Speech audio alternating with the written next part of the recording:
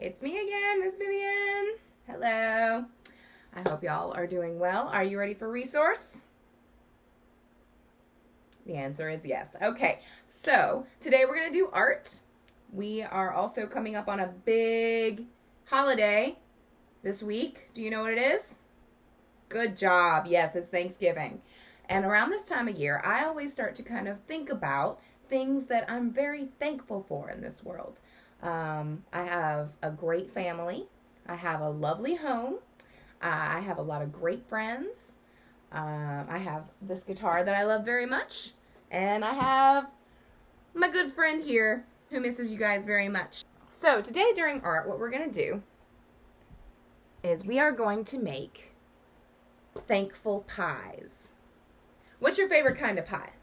Yell it out. Okay, not too loud. Inside voices. Okay.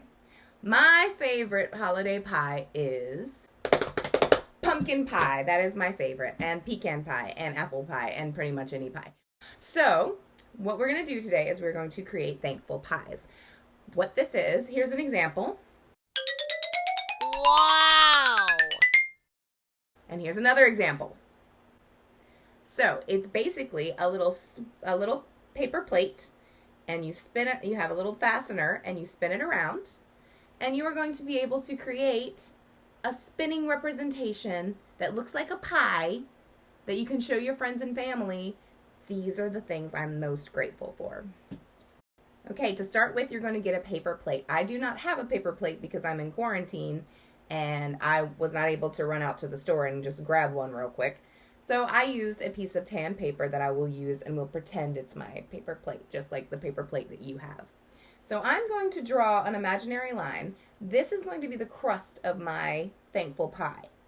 And so your paper plate's going to be the crust of your thankful pie.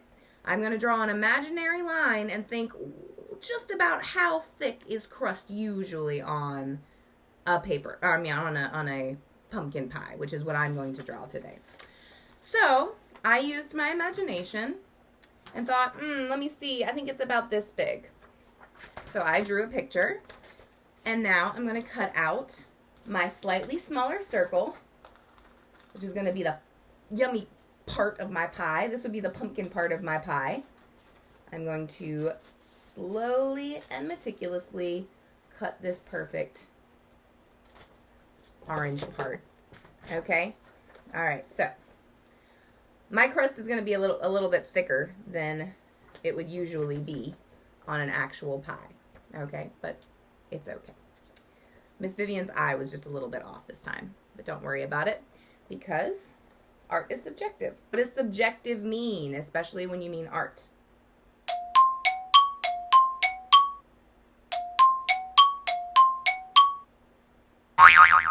Okay, I'm going to stop you right there, and I'm going to tell you the definition of subjective in art means that something that might mean something a lot to one person may mean nothing to the other, and vice versa. So when you're looking at a piece of art, maybe your friend thinks it's the most beautiful thing that has ever been created.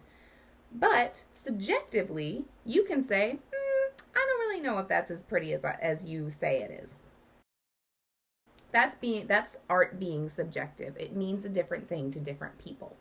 Okay, so we're going to take our paper plate and our circle. You can make this circle orange for pumpkin pie, cherry for cherry pie. You can draw little cherries all over it if you want to. You can make it just as unique as you like. Your favorite kind of pie, it doesn't matter. It just needs to be on this one piece of paper. So once you have finished decorating your pie the way you want it to look, you are going to, and maybe a teacher can help you, you're going to cut a triangle from the very center out, like you're taking a slice out of that pie. Okay? Snip. Snip one. And a snip two. Okay? So now it looks like I have a little piece of my pie that is not there. Okay, wonderful. Then, the next thing I'm going to do is I am going to grab a metal fastener. All of my metal fasteners are in my brown drawer. Let a teacher go and grab them for you. They're in my brown drawer, and the second drawer is my art supplies. There should be a little box of metal fasteners in there for you guys. Okay, so you're going to stick the pointy part. I'm going to use this tack as it's not a real metal fastener, but we're going to use it as an example. We're going to stick the pointy part of our metal fastener through the center of our pie. You see that little, right before, so not on the part that's cut, but right before the part that's cut. Okay? Just like that. So, I should be able to spin my pie around and look at different things. Okay? This should look familiar. We've done something like this before together. Now what you're going to do, once you have it fastened, you are going to write on each little piece of the pie things that you are thankful for. So, for example, I'm going to write on my first line that I am thankful for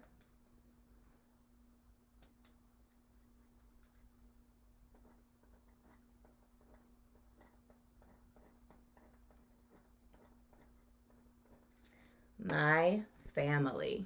Okay, do you see that? My family. So then when I turn it, and it doesn't matter which way it turns, it can go up, it can go down, it really doesn't matter on this one. So next, I'm gonna just barely cover up my family, and then I'm gonna write the next thing I'm thankful for. Okay? And then I'm gonna just keep going right around just like that, writing things that I am thankful for. And you're just gonna turn it until it's just barely covering up, just like that, just like we did before. So you're not going to want your words to come out further than this part of your pie, right? So you're gonna wanna keep them in there nice and taut. Okay, because you don't want them sticking out when you're not looking at that part, right? Okay, so once you have gone all the way around and written all the things that you're thankful for, you are going to write on the outside of your pie, I am thankful for, and put 3 dots after 4, and then there you go. So once I have all of the stuff written on my pie that I'm thankful for, and I have I am thankful for ... written on the outside of my pie, I want it to look a little bit more like an actual pie, don't I? This looks a little bit like a Pac-Man. No one's going to understand I am thankful for Pac-Man. That doesn't make any sense. So you can use different things to make it look more like a pie. I decided to use some cotton balls. Okay? My cotton balls will kind of make it look like there's a little dollop of whipped cream or maybe some marshmallows on top of my delicious pie. And voila! Just a little bit more like a pie, right? Okay? Wonderful. Okay, and the other thing I'm going to do, which you may not have to do if you already have the little lines around your paper plate, like a lot of paper plates already have.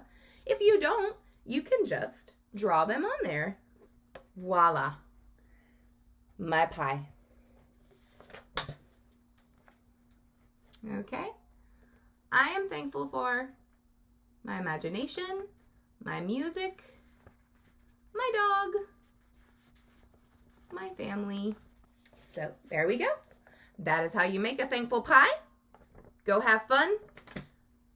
Another thing that you can do, if you so desire, if you do not have cotton balls, you can do what's called a lattice. You can cut out little pieces of paper in strips and color them to match your plate or your crust, because on a real pie it would be made of the same stuff that crust is made of. Okay, if you've ever made a lattice pie, you know that that's the kind of pie where little strips of crust go across and over, and it looks kind of like a checkerboard, right? So you can do that. Well, I have these lattice lines, which are great, but I'm going to cut them off right where my pie ends, right here and right here, okay? And then I'm going to glue them to my plate. But remember, don't glue them to this part. You're only gluing them to this part, okay? Fantastic. Okay, and that is how you make a thankful pie for Thanksgiving. I can't wait for you to show these to your families and have a great Thanksgiving yourselves. I hope you guys have a great week. I miss you. I love you. I will see you soon.